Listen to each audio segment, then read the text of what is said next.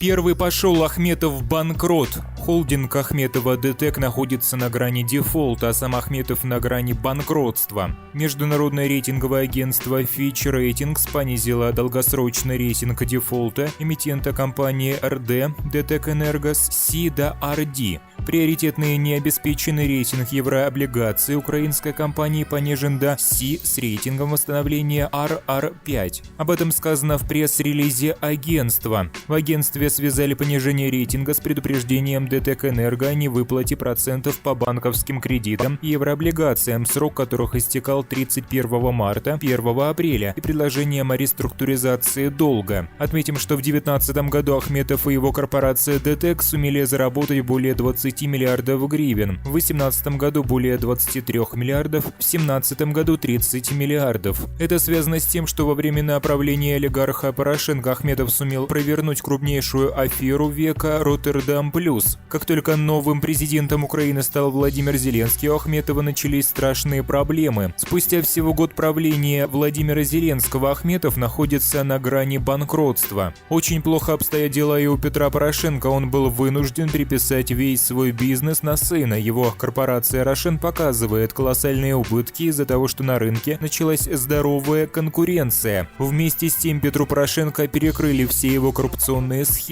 Сейчас он тратит то, что украл, новые поступления прекратились. Колоссальные убытки терпит и Коломойский с Пинчуком. Коломойский так и не сумел вернуть себе Приватбанк, а у Пинчука забрали все государственные заказы. В стране перестали действовать фактически все схемы олигархов, и это приводит их к банкротству. Пытаясь поднять свой рейтинг, Петр Порошенко начал раздавать макароны, как говорится, налетай, количество ограничено. Уже 6 дней подряд всевидящие, никогда не лгущие телеканалы «Прямой» и «Пятый канал» в онлайн-режиме показывают, как его высочество Петр Порошенко раздает доведенным до нищеты людям гречку и макароны. СМИ, подконтрольные великому правителю Петру Порошенко, пестрят заголовками. Порошенко раздал 100 коробок, Порошенко своими руками раздает гречку, Петр Порошенко дарит людям счастье.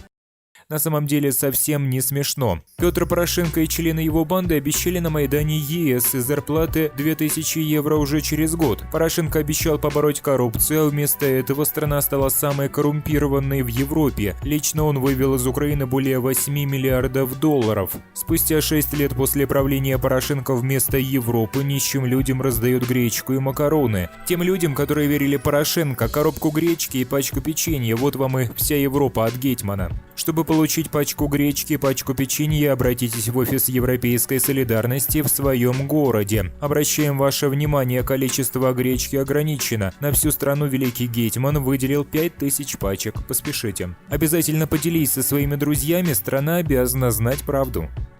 Зеленского нагло обдурили, такого никто не ожидал. Международный валютный фонд, фонды Сороса и агентурная украинская сеть во главе с Порошенко и Вакарчуком нагло обдурили президента Украины Владимира Зеленского и весь народ Украины. Агенты иностранных спецслужб требовали от Владимира Зеленского открыть рынок земли для того, чтобы получить очередной кредит МВФ. По их утверждению, без кредита будет и дефолт Украины. Президент Зеленский не стал рисковать и открыл рынок земли, но только для граждан Украины, как это и было ранее оговорено. МВФ обдурил народ Украины и президента, теперь они требуют открыть рынок земли для юридических лиц США, Сороса и других международных аферистов. Другими словами, МВФ требует продать Украину оптом за 6 миллиардов долларов. Также важным будет дать возможность юридическим лицам участвовать в рынке земли для обеспечения здоровой конкуренции и ослабить ограничения на общую площадь земельных участков, которые можно приобретать в собственность. Эти реформы являются критическими для привлечения инвестиций в сельское хозяйство, открытию доступа к финансированию для фермеров и обеспечения справедливой стоимости активов для украинских землевладельцев.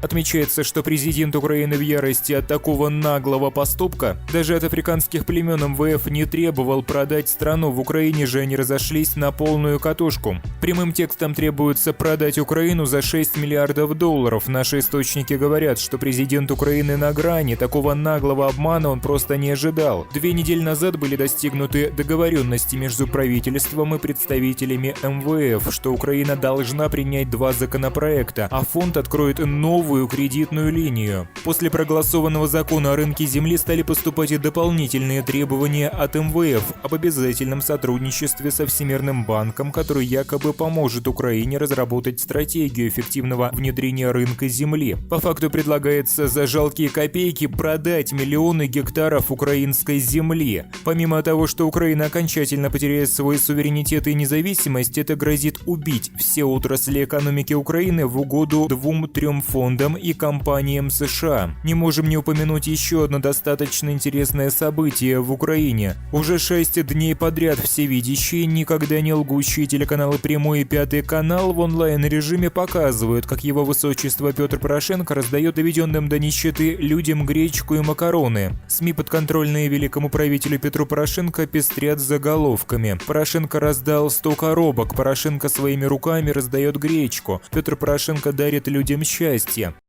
На самом деле совсем не смешно. Петр Порошенко и члены его банды обещали на Майдане ЕС из зарплаты 2000 евро уже через год. Порошенко обещал побороть коррупцию, а вместо этого страна стала самой коррумпированной в Европе. Лично он вывел из Украины более 8 миллиардов долларов. Спустя 6 лет после правления Порошенко вместо Европы нищим людям раздает гречку и макароны. Отставка Зеленского. В ОП слили главную тайну президента – вишенка от Порошенко. Наш источник из офиса президента сообщает, что Зеленский читает все эти новости, что якобы он уйдет летом, осенью в отставку и понимает, что кто-то очень этого хочет, убеждая президента через свои СМИ в том, что он слабый. Источник заверил, что Зеленский никуда не уйдет, президент не боится трудностей, он слишком сильно чувствует за собой ответственность перед избирателями. Источник дополняет, что оппоненты президента сейчас будут убеждать его покинуть свой пост. Главной задачей будет загнать президента в угол, где придется выбирать постоянно непопулярные решения, чтобы обвалить его рейтинг до критических 8% поддержки. Оппоненты хотят выбить из-под президента всю его команду, чтобы поставить возле него своих и сделать его ручным, чтобы советовать ему постоянно неверные решения. Последней вишенкой будут протесты за импичмент президента, который не справился со своими обязанностями. Все это готовит Петр Порошенко, который сейчас так набивается в союзники, но который всегда сливал своих, когда-то показательно слил своего союзника Арсения Яценюка. Конечно, вместе с Порошенко действует ситуативная коалиция, которая хочет передела власти. Лояльные к Порошенко телеканалы и сайты раскачивают тему новых внеочередных президентских и парламентских выборов. По словам так называемых политологов Прямого канала, граждане Украины прозрели и поняли, что Порошенко лучший президент Украины за всю историю. Вместе с этим они утверждают, что граждане Украины больше не поддерживают Владимира Зеленского. По задумке сначала должны пройти внеочередные выборы в парламент, а потом новый парламент должен огласить импичмент Владимиру Зеленскому. Следуя плану Петра Порошенко, внеочередные выборы президента должны пройти уже осенью 2020 года. Петр Порошенко свято верит, что вся страна его поддерживает, и он уже даже начал декларировать тезисы и выступать от имени украинского народа. Эксперты отмечают, что Петр Порошенко действительно поверил социологам и уже вошел в роль нового президента Украины. Он публично заявил: «Да, я не против поменять свой статус с экс-президента на просто президент». Он утверждает, что Украине нужен гетьман, сильный и справедливый лидер, который не врет собственному народу. Случись второй тур выборов президента сегодня, зная спустя год, какой Зеленский президент, а Порошенко оппозиционер, за кого бы вы проголосовали? На данный момент из более 3000 опрошенных Владимир Зеленский лидирует с колоссальным отрывом. 96% голосов отдано в его поддержку. Только 4% украинцев захотели поддержать Порошенко в гипотетическом голосовании.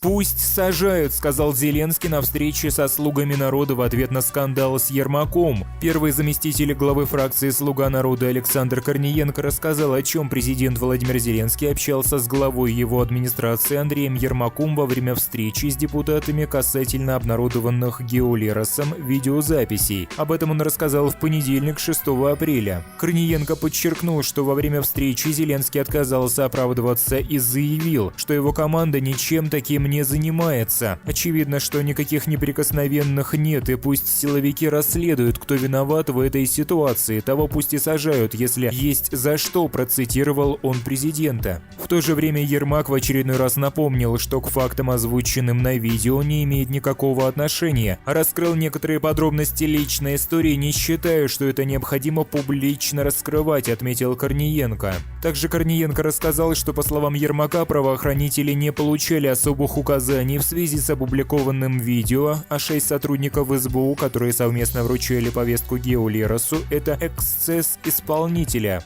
В сети появились новые скандальные записи брата главы Офиса президента Дениса Ермака. Они касаются главы Макарова Александра Гулака и его темных дел с землей. С обнародованного видео ясно, что председатель Макаровского райсовета Александр Гулак пытался незаконно получить 500 гектаров земельного участка. Однако сотрудники налоговой, которые якобы могли помочь, желания Гулака не удовлетворили. Это изрядно разозлило бесстрашного председателя райсовета, который угрожал сжечь дома принципиальных чиновников. Даже квартал 95 не упустил шанс потроллить Зеленского. В чем проблема? Где посадки? У вас тюрьмы закончились. Судя по последним политическим событиям, в Украине проще уволить всех новых чиновников, чем посадить хотя бы одного старого. Об этом заявили актеры студии 95-й квартал в своем новом выпуске «Вечернего квартала». На YouTube-канале кварталовцев появилось видео, где они троллили своего бывшего лидера и нынешнего президента Владимира Зеленского за то, что он не выполняет обещание посадить всех нарушителей закона, которые работают или работали в украинском правительстве. В видео можно увидеть, как Зеленский отчитывает Рябошапку за то, что тот не устраивает обещанные посадки чиновников. «У вас тюрьмы закончились, в чем проблема?» — сказал один из героев шоу. Ранее студия 95-й квартал едко отреагировала на скандал с участием нардепа Гео Лероса и главы Офиса президента Андрея Ермака. В частности, бывшие коллеги Владимира Зеленского с сарказмом отреагировали на разборки внутри команды президента. В новом выпуске «Чисто Ньюс» участники студии 95-й квартал иронически поздравили команду Владимира Зеленского с первым коррупционным скандалом и пожелали, чтобы в итоге награда нашла своего героя.